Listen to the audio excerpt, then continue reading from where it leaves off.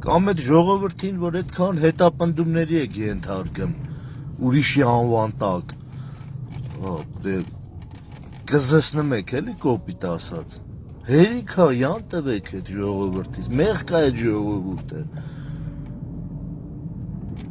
Աշոտը Նիկոլի այդ սաղորը հացա ուտում, այդ հաց ուտելը թույլ չի տալի, որ այդ ժողովրդին կզսնեք, Նիկոլի անվան տակ,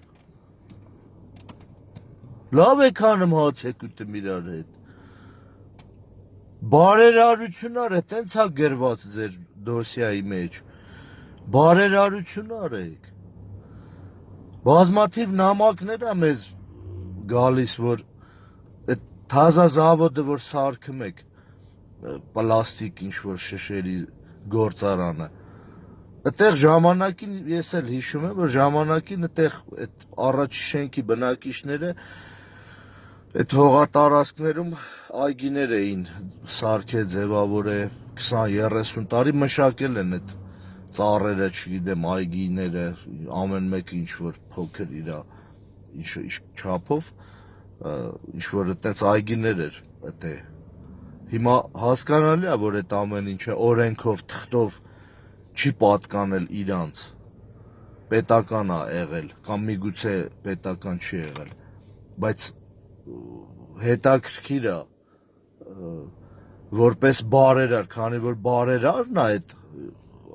տարածքը վեկալել, ժողովրդին է հարցս ուղված, անձնականով կգրեք մեզ, որպեսզի իմանանք, կա մարդ, որ ասենք մարդու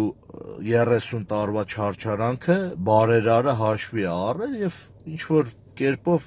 մեղմել է այդ ցավը, որովհետեւ մի ծառ էլ եթե մարդը տնկել է պետությունը կամ ինչ-որ անհատը այդ ծառը կտրում է, այդ մարդը ցավ է ապրում, 20 տարի ջրել է, բեջարել է, չգիտեմ, մշակել է այդ այգին։ Կան մարդիկ, որ բարերար Աշոտ Արսենյանը ուրեմն ինչ-որ ձևի հատուցել է, որպեսզի ցավը մեղմվի մի քիչ ժողովրդի, որտեղ նամակներ են եկել, որ ոչ մի բան չի արվել, ուղղակի տենց ժողովրդին հաշվի չեն առել, որ թե ինչ որ ծառա տնկե կամ չգիտեմ ինչ, այս մասով մի հատ գրեք